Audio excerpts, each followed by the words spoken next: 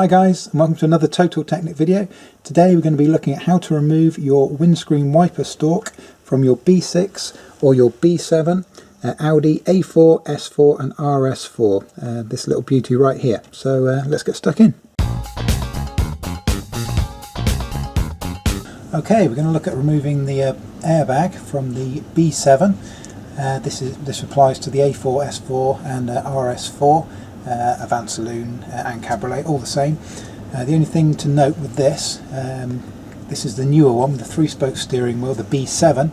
The B7 airbag is a dual stage as opposed to the B6, the older model, which has a single stage airbag. So make sure you're familiar with the differences between the B6 and the B7.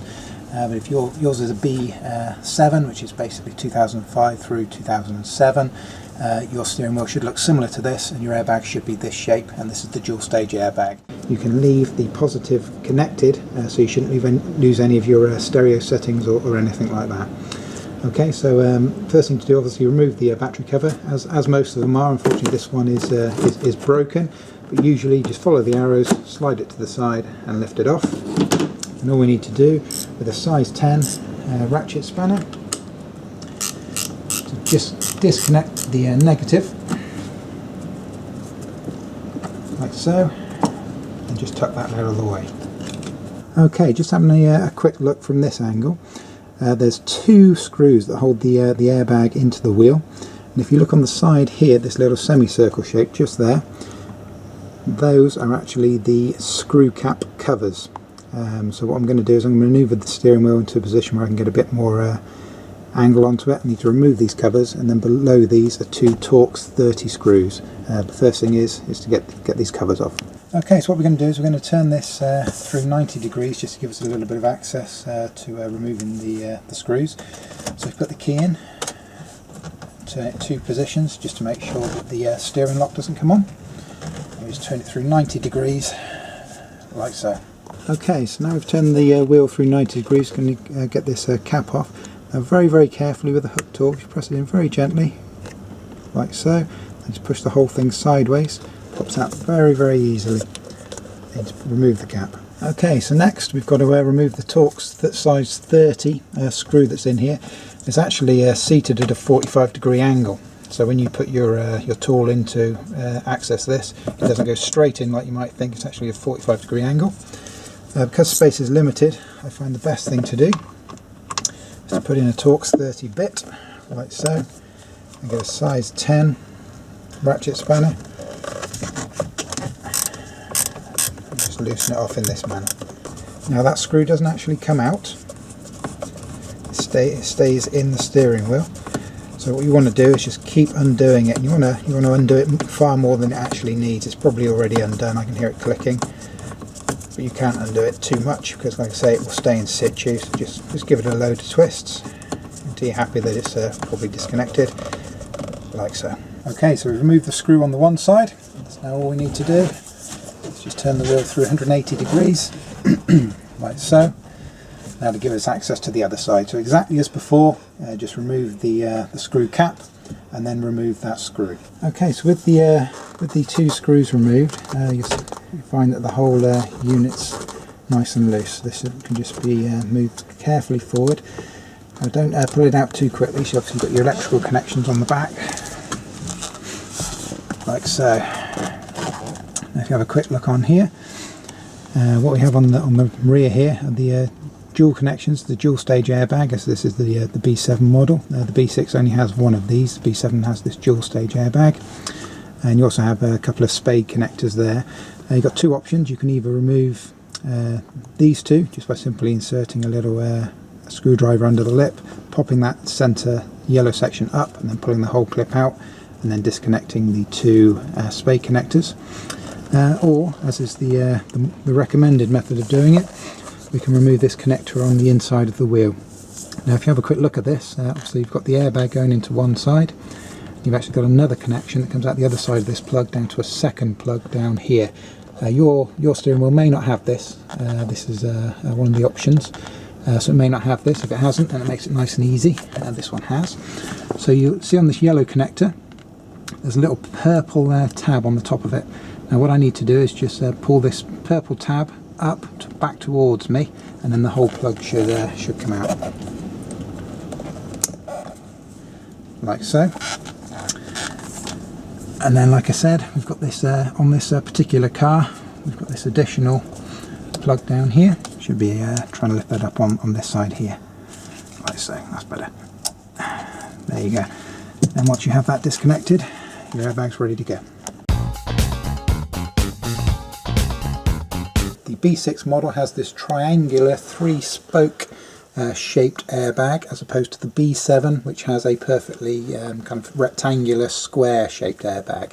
So it's very distinctive. This is the B6 style of airbag here. Pop your bonnet up and disconnect the black connector from the battery before we move any further. So get that done and we'll carry on. So once we've disconnected the battery, what we're going to look at doing is creating a little bit more space for ourselves. So we're just going to put this into a bit of an easier position to work from.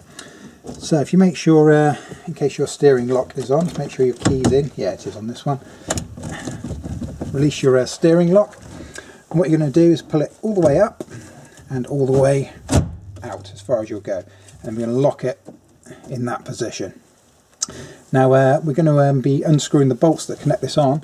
You can actually do it from the top or from underneath. What I'm going to be doing this time is I'm actually going to be doing it from underneath. Which is why I've kind of moved it up rather than down.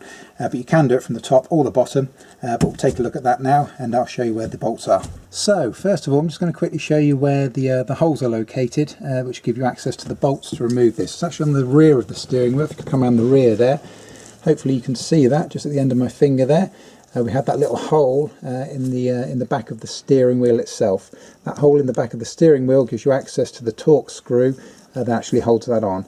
So you see we've got one here, and we've got an identical one on the direct opposite side of the steering wheel as well. So that's what we're going to be working on. So to allow us to do that, what I'm going to do is I'm going to turn the steering wheel through 90 degrees, like so, and that will give me access, as I'm going to be working from below on this, that will give me access to this this bolt hole here. So we'll grab the Torx bit and we'll get this removed. Now I find the easiest way is to actually use a Torx bit. It's a Torx size 30 and a size 10 ratchet spanner in this manner. You can do it with a small wrench and a socket if you prefer. I find this to be the easiest way. Now, like I said, this is a Torx size 30. When you insert it into the hole just here, note that it doesn't go in straight as you'd think it is. It's kind of on almost a 45-degree angle, so sometimes it can take a little that's gone straight in. Hopefully you can see the angle on that isn't straight, it's at 45 degrees. You can slacken this off, and it doesn't actually need much to crack it off. And note that the bolt doesn't actually leave the steering wheel, so after we've removed the airbag, this will actually stay in situ. The easy way to tell if you've undone it enough is as you turn it, you should hear it clicking each rotation as it gets to the end of the thread. So that's fine. So what we'll do now is we'll rotate the steering wheel 180 degrees, and that will give us access to the hole on the opposite side. I'm going to do exactly the same on that side. So let's get that done, and then we can look at removing this from the car. So we've now removed the two Torx screws that are in the rear of the steering wheel here that hold this airbag into place, and those are the only two things that actually hold this airbag into situ. I'll turn this back to the centre, be a little bit more easy for you to see. But if you give it a wobble, you can see that the whole thing is ready to jump out now. There are electrical connections on the back of here, so don't just think you can just take this straight off. You have to lift it up carefully to gain access to the wires that are behind that. Okay, so when you do pull this forward, do be careful, because you do have the wires that are already there that need to be disconnected. Okay, so if I lift this forward and up carefully so you can see, that'll show you the electrical connections that are within this airbag here. As you can see, you've got two plugs. You've got a yellow plug here that connects through into the squib or the clock spring. Now if you want to disconnect that, you've also got several of these kind of spade connectors as well that also need to be disconnected. You may have additional kind of connectors as well, all come through this depending on what optional extras you've got fitted to your car. But that's one option. The yellow plug's very easy to get out, but the spade connectors can be a little bit of a pain. The other option, which is what we're going to look at, is to attack this this purple plug with this yellow insert here, because once you've disconnected that, it's only the one plug. You haven't got to worry about any of the spade connectors or anything of that nature. So we'll take a look at this now. So to disconnect this, you need a small flathead screwdriver. Just press that into the end. There it comes. Almost out.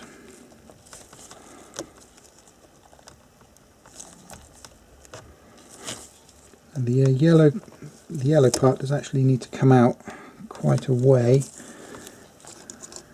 before it will release. There it is. So there's a little bit of a fiddle. Like I say, you've got to pull it out a little bit further than you think, but that's how you disconnect that. Now, if you zoom out a second, you can see that is your airbag, completely 100% removed from the car and good to go. Okay, so having a quick look at what's required to remove this steering wheel.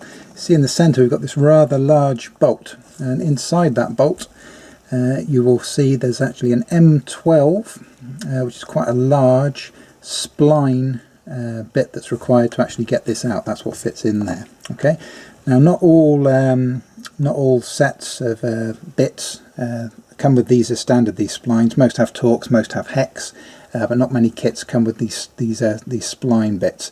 However, you can get these bits in little sets on eBay very cheaply, so well worth taking a look at if you don't own them already. Maybe £5, $7 or $8, something like that will buy you a little cheap set of these spline bits. But you need an M12 to actually fit into there, so make sure you've got one of those, and we can move on. Okay, so I'm ready to start attacking the bolt in the centre of the steering wheel.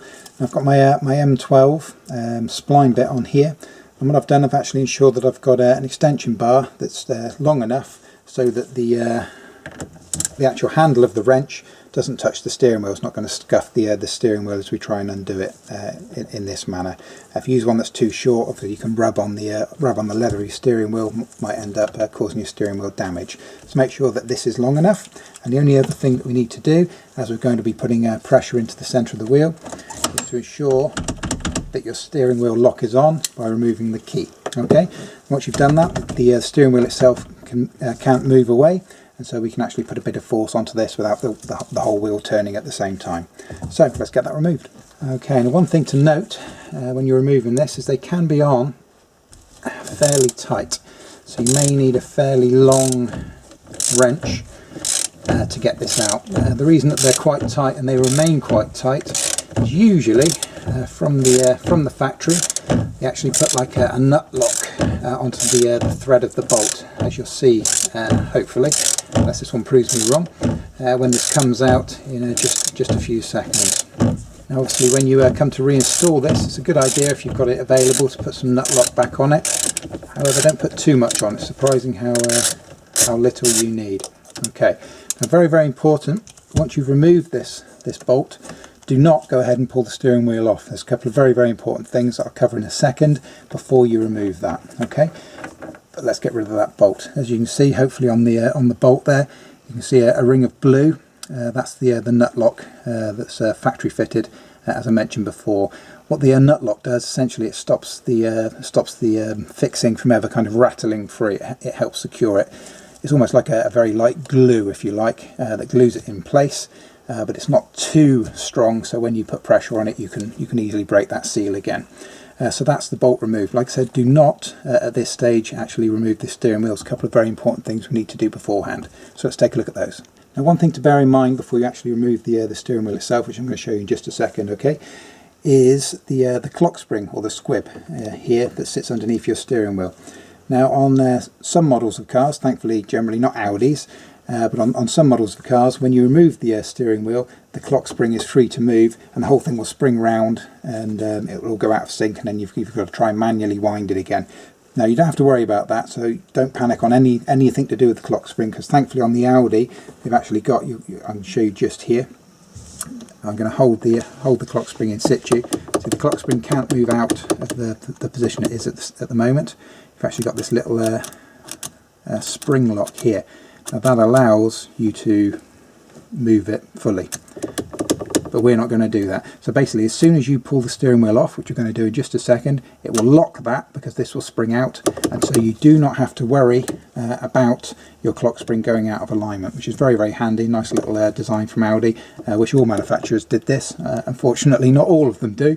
So that's a nice little thing. But don't panic on the clock spring. That won't affect the removal of the steering wheel. Now, the second thing you need to do before you actually remove this wheel from the column, very, very important, is as you can, well, hopefully you can see this on the video, the teeth that are around this this kind of circle that are actually on the column here, very, very fine.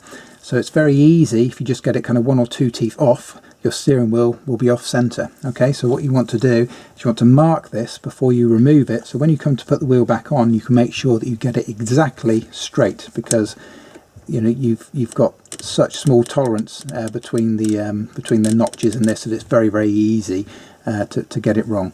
Now, if you look very, very clearly in the center on your steering wheel, you actually see there's a little indentation. Hopefully you can see that at the end of the screwdriver there, just there.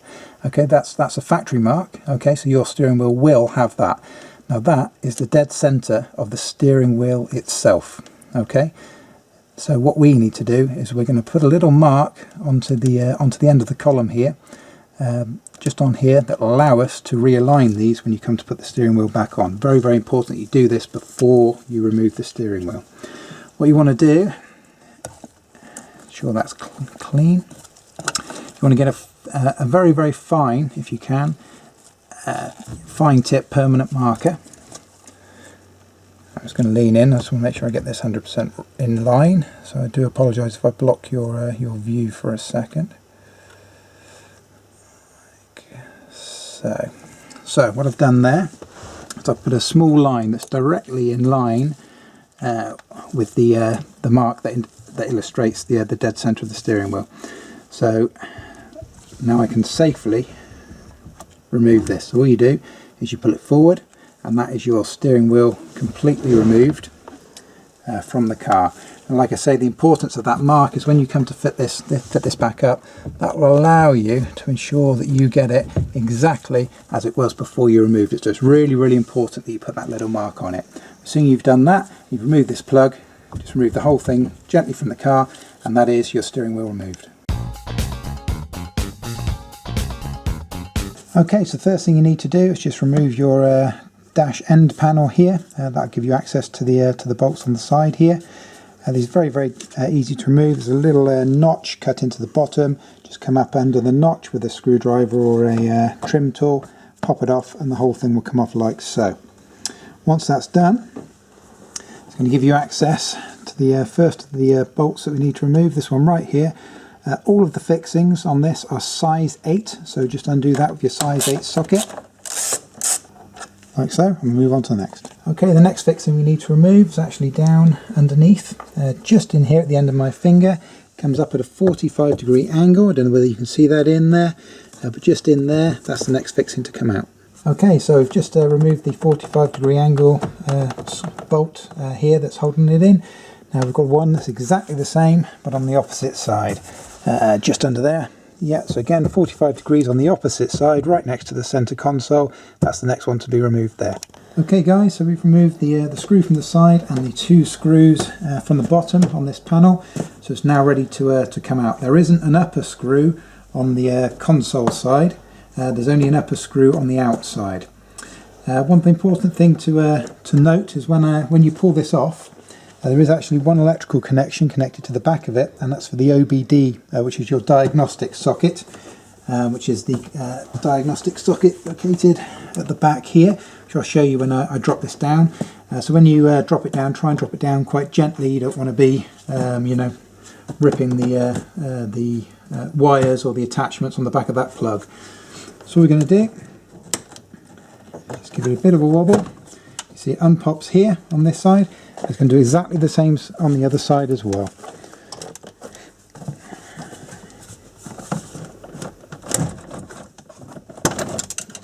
Like so. And then the whole thing drops down. And this is the connection just here that I was telling you about, which is your OBD, your diagnostic. It does just push out. See this little catch on here, wasn't quite snapped in. Normally you've got to pull that in and pull it out. That's your diagnostic socket there, so be careful that you're not putting any undue strain on that. And also, I did forget about this, you can see at the back there is the connection for the footlight, just there. That's what illuminates the footwell when you get into the car. So just wobble that side to side.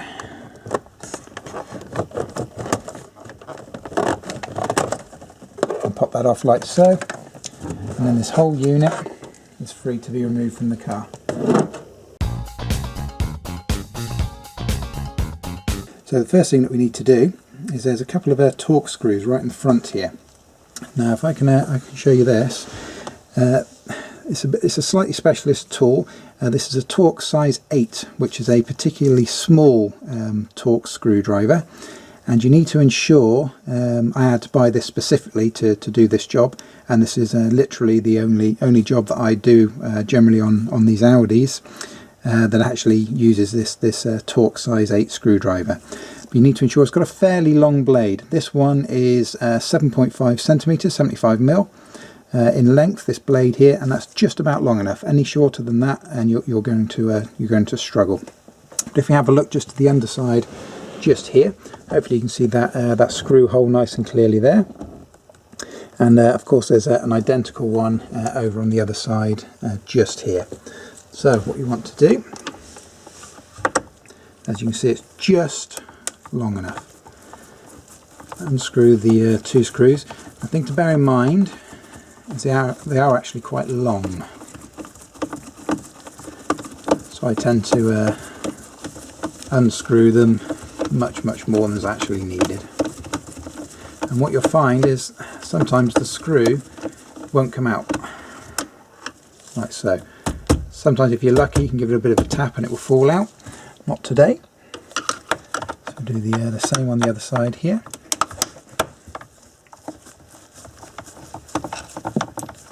You can just see there, hopefully you caught that, the first screw that I did has actually fallen out now.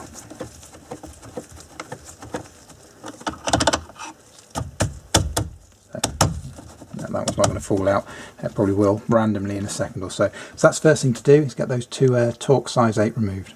And these are the little Torx size 8, you see tiny little screws. But they are actually quite long, so like I said, you're best kind of unscrewing them far more than you need, just to ensure that they actually come out.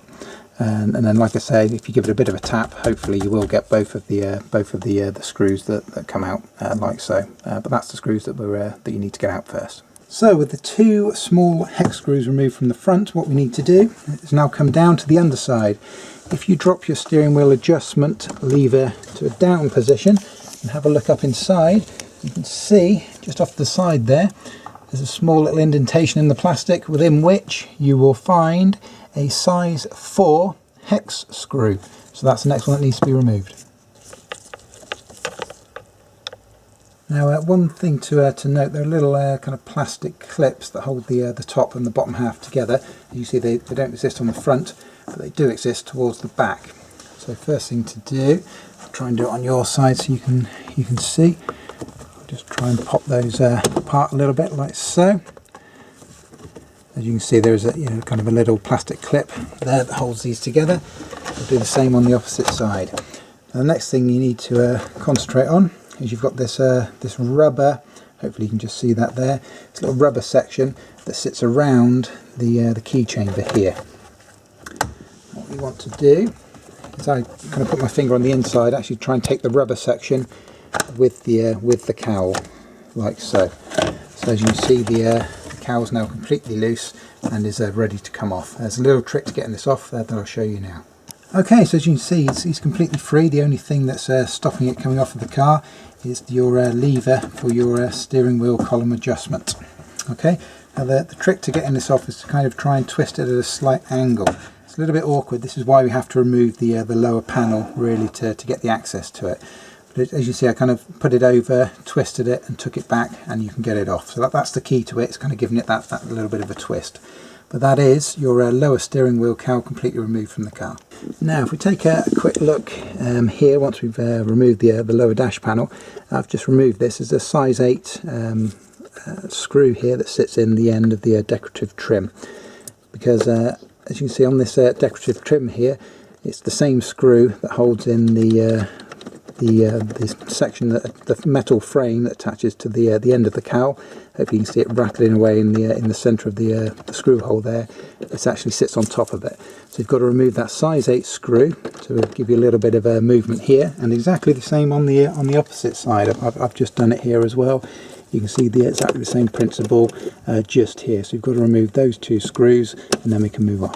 So on the upper steering wheel cowl, you have the plastic section, and attached to that is like a cloth kind of leatherette type section, and on the end of that is like a kind of metal frame, a metal curved frame, and that's kind of what holds this in situ. So that's the bit that you need to get out. So as you can see, you know, the whole thing's pretty much ready to come out.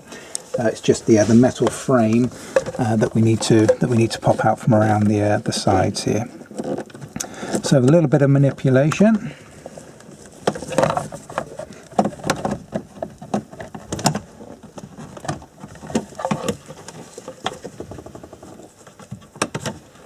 Patient and take your time with this, and it will come. You just kind of got to know where to press it. You'll feel it if you do it stage by stage. So we'll take a quick look at that, what we just did there. As you can see, there's actually plastic on this one. On some of this frame's metal, it makes no difference. But you can see your plastic sections attached to this kind of leather effect section, which attaches onto this frame.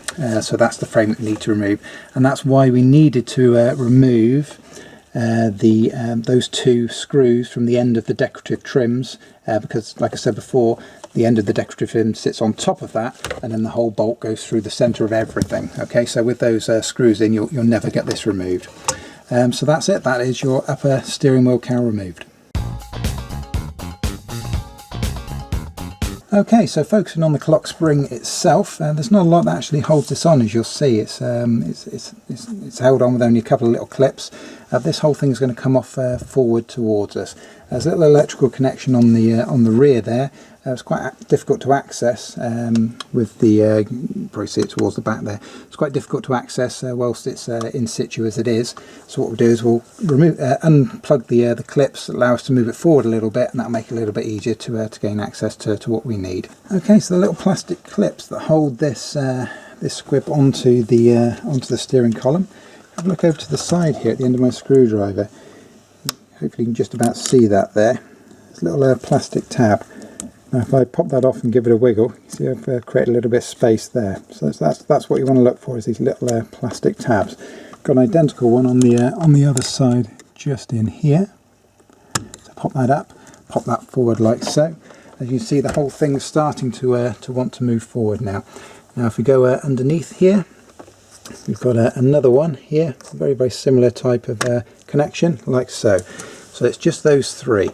Now once I've done that, you can see the whole thing comes forward, and that's going to give us access to the connection on the back, which is the last thing that's holding this on. So we've got this little electrical connector at the back here, compression type connector.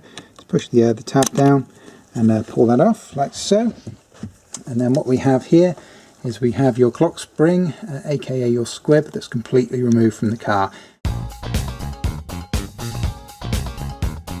So once we have access to the wiper stalk, there's a couple of little screws that are holding it in.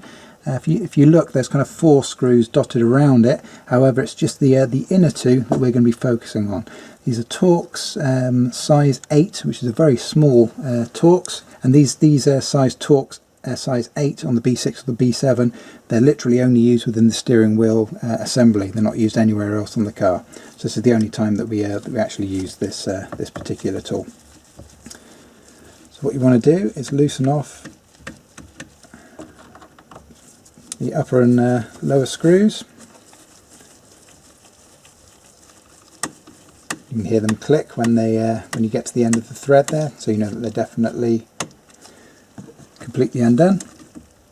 Now if you just slide the whole unit forward like so, you can see that is your wiper stalk removed from the car. If I turn that around for you, just to give you a quick illustration of how it works very quickly, here's the electrical connection that slides inside the plug here that's built onto the steering wheel control module. and the two screws, hopefully you can see those just there, they fit through into this this metal bracket just here. So that's it. It's as simple as that. That's how to remove your wiper stalk.